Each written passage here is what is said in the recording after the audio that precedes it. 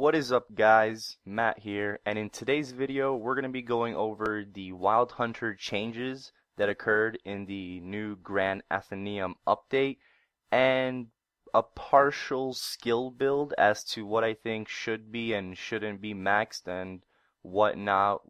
We can get to that later. So before I start, I want to first talk about the new Jaguar that we got, which I actually am riding at the moment. It is called the Armored Crimson, and this Jaguar has its own special unique ability. It gives 20% status resistance to the Wild Hunter, and which is pretty good for some boss fights because Wild Hunters are a class that really lacks status resistance. We don't really have any passives that give us a lot, so I really do enjoy that. And now you're able to stable your Jaguar. So if I'm bored with the Armored Crimson, I can just switch out to the Snow White or eventually get Giara. So basically we have every Jaguar that we can possibly want at our disposal. You just have to go switch it out in Eldestein whenever you want. I find that very cool that Nexon implemented this, so I'm really impressed with that. And let's just get into the video. So we're going to be heading over to CDs. You'll understand why a little bit later, but we're going to be going over every job, of course. So first, we're going to start off with the first job, and we only get two little changes here. So to triple shot, there's a damage increase from 130 to 150%, and in Gravy Boots, or Gravy Boots, however you want to pronounce it, this basically replaced double jump, I believe. I don't know, or jag jump, whatever it was called before. I don't really remember now. So this skill just lets us jump twice. I don't really know how to trigger it. I guess you saw it right there. It's very wow, like this. It's very hard for me to trigger, or you saw right there. So yeah, just we have double jump now, like Night Lords and Dual Bladers and other classes. I'm so used to just that single flash jump, so I just spam my key whenever I want to jump. It doesn't really matter to me too much. So in second job, the most important change, in my opinion, is to Ricochet, which it didn't really receive a damage increase, but it did receive an area of effect increase, in a sense, where effect has been changed to create a shockwave, allowing you to hit monsters that are too short to be hit by the arrow, or in this case, the line of sight of the Jaguar as well. I'm taking off this information from the Orange Mushroom blog, so because the Maple site, the updates doesn't really have the changes as to like percentage-wise what it was before and whatnot. So I'll be using the Orange Mushroom blog as I go along in this video. So it's on the B key. So before we could not train here at all. And as you can see now, that little area of effect, the little earthquake shockwave thing that I was talking about, we now can hit these monsters, which makes training here a lot more viable because we weren't really able to do it before. I mean, yes, we had Jaguar Roar, but it wasn't really as efficient as to what Ricochet can do now. And speaking of Jaguar Roar, it decreased in master level. Before it was 15, now it is 10. It also received a small increase in damage from 325 to 330%, nothing too major, but because the master level of Jaguar Roar got decreased, the master level of Soul Arrow Crossbow got increased. And I believe the main reason for this was because Concentrate, one of our buffs, got removed, which gave us a 30 attack increase. So therefore, they raised the master level of Soul Arrow because it gives us a passive 30 attack increase. So it's basically we don't have to worry about a buff anymore. So it's just one less buff to buff. I don't really know what I was going with there, but yeah, that's really cool. And that's pretty much it for second job. Nothing really else changed here. And now going to third job, Enduring Fire, it received a huge damage increase, even though we don't really need this skill.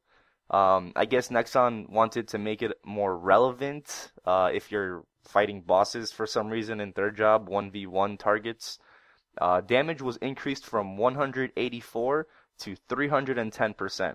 Now, as you can see, I didn't max this skill because you don't really need it maxed. I have no use for it because we get Wild Arrow Blast in fourth job, so why do I need this skill?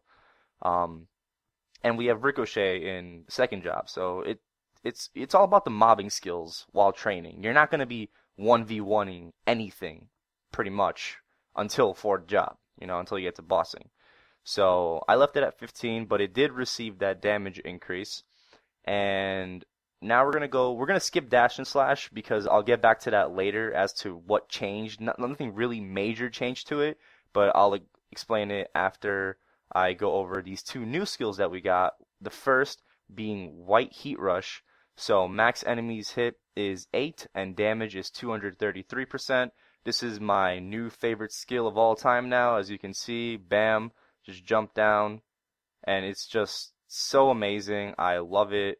It helps training, or it helps us out in terms of training so much at Hall of Honor and Warrior Grounds and certain maps that have multi-platforms.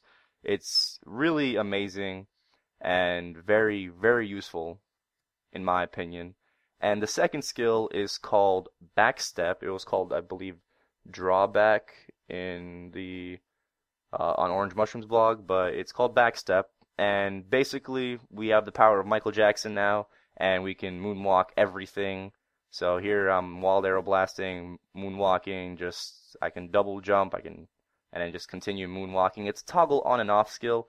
So I believe the main reason for this skill is to just increase our overall damage for certain boss fights, so we can run away from mechanics without turning our back to the boss. So it's just constant damage to the boss, but we're able to avoid certain skills, I guess. You can think of it that way. I guess that's how I think of it. And now we can go into dash and slash, because I believe nothing else was really changed in third job. Maybe swipe, I believe. Yes, swipe. Okay, I'm sorry about that. It receive an increase from 200 to 215%, and it now knocks back monsters. You won't really see me knocking back CDs because I one-hit them, so they won't really, go flopping away. It's just a small damage increase like any other skill that we received in this patch, which is really good.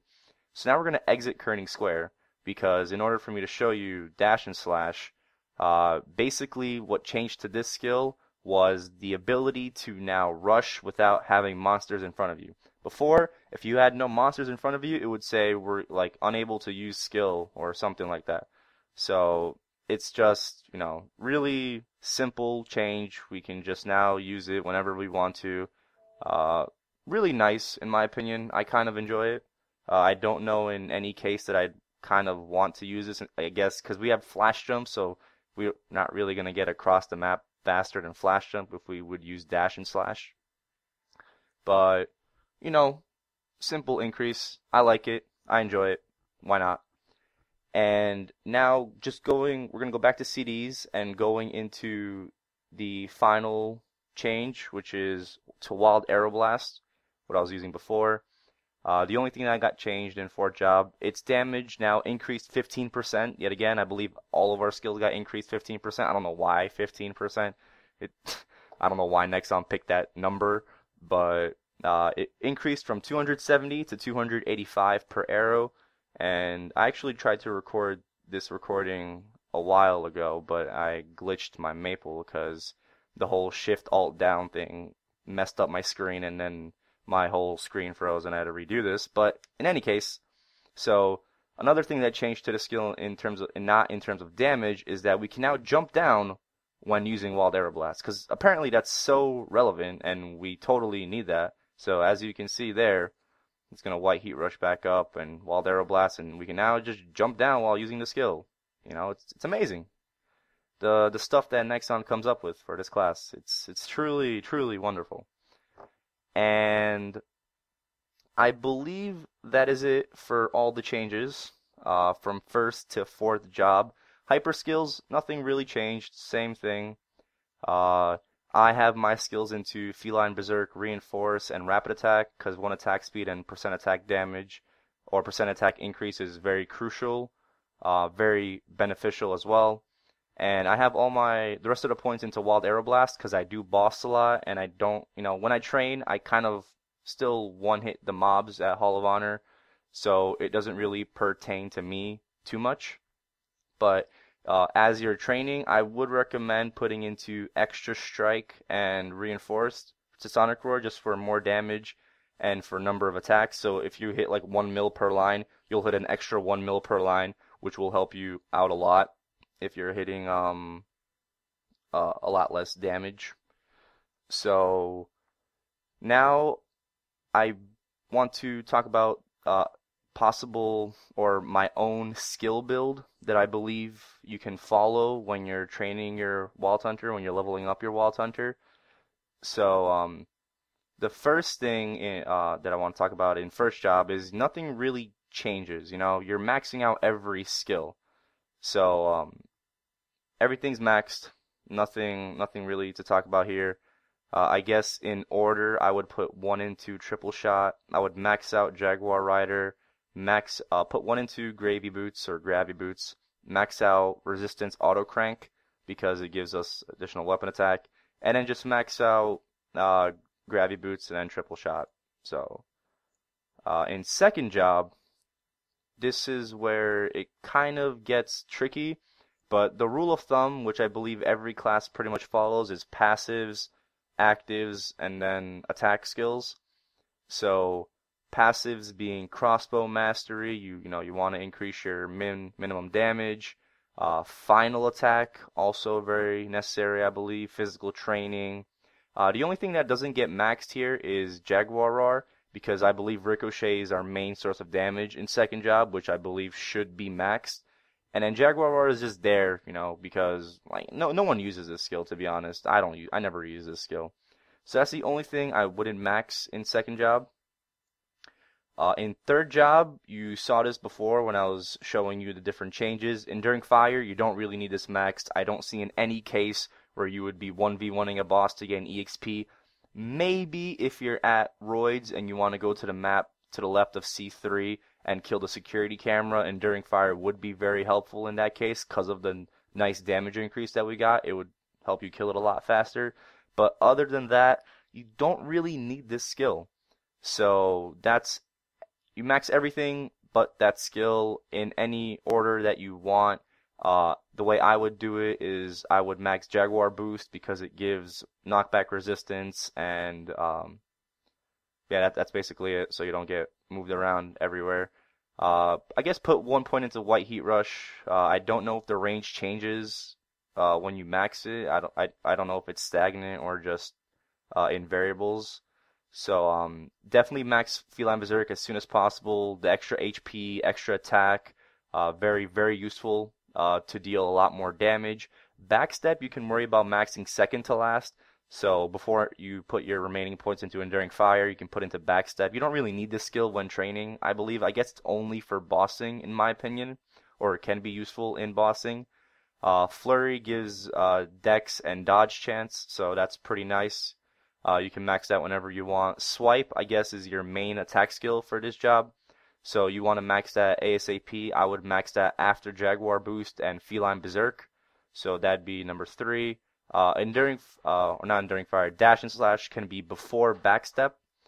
So I guess, this kind of sounds a little confusing. So I'd go Jaguar Boost, Feline Berserk. Make sure you have 1 point into Swipe, I guess, in the beginning. Then max Swipe, max Flurry, max Dash and Slash, Backstep, and a remaining points into Enduring Fire. If I'm going too fast, you can just pause the video and re-listen to my audio. I do apologize if I'm going a little too fast for you guys. And in fourth job, there's really nothing that changes in here. You max every skill. I'm 221 at the moment. I have 59 skill points available. You legitimately max everything. In what order? There's a lot of possible orders, but I would go Crossbow Expert, then Advanced Final Attack, extended magazines, wild instinct, sharp eyes, sonic roar, hunting assistant unit, and then wild aeroblast, and then maple warrior. Uh, the reason for that is that you want more additional damage as soon as you get to fourth job. Again, I say these skills in order of maxing them out, but put one into every skill just so you have it, you know.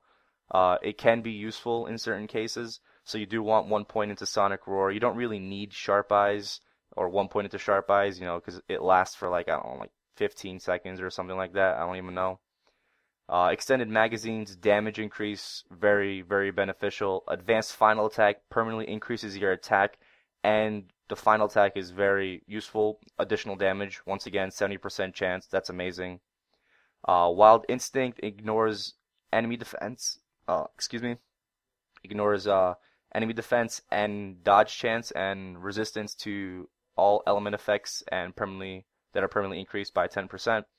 So I guess it's very good for the dodge chance, but everything else you don't really need while training. So it's kind of debatable when you want to max this. It's only 10 skill points, so it's like legitimately just 3 levels, so it won't really matter too much. Hunting assistant unit is very nice for additional damage, but its duration is so short, I don't really think you'll need it. Sonic Roar is kind of your main mobbing skill at fourth job. So, and then Wild Aeroblast is a 1v1 skill. Again, you're going to be training to like 200. You shouldn't be focused on killing bosses, in my opinion, until after 200. So you can just max that whenever you want, whenever you feel like it's good for you. And I think I skipped Hero's Will, but Hero's Will is just every class has that. So, uh, you know, it's for bossing mostly. So whenever you want to do it as well. And that's pretty much it for this video. I hope you guys enjoyed it. I hope you guys found it informative. I tried my best to kind of explain everything that I could. It's kind of my first time doing this type of video, so if you feel like I missed some parts or I should have explained some parts a lot better or more clearer or even slowed down at certain parts, let me know in the comments below. I do appreciate any feedback that you guys might give to me. And other than that, if you enjoyed this video, please comment, rate, and subscribe if you haven't, and I will see you all later.